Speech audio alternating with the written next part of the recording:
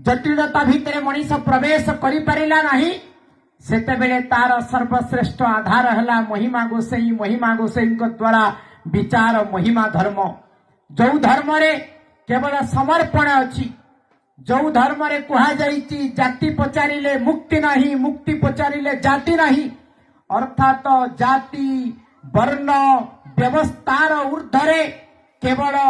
महानित्य निर्गुण निराकार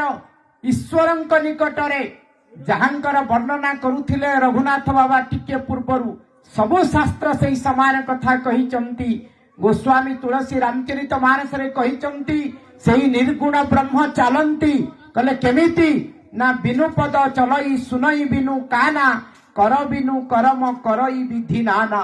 आनन रहित सकल रस भोगी बिनु बानी बकता बड़ जोगी तन बिनु परस नयन बिनु देखा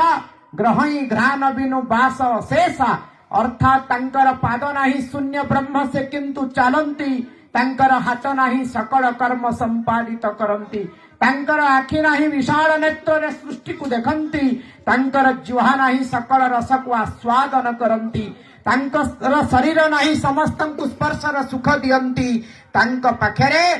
नासा नाही समस्त सुगंधि को आघ्राण करंती अर्थात ये समग्र प्रकृति होती तांकर स्वरूप कोठी से नहांती शून्य देही अच्छ ब्रह्म उदय अर्थात ब्रह्मंकर अत्र तत्र सर्वत्र विराजमान आमे समस्ते सही ब्रह्मंकर संतान आमे समस्ते सही ब्रह्मंकर अंश सेति वेद कहिले अमृतस्य पुत्राः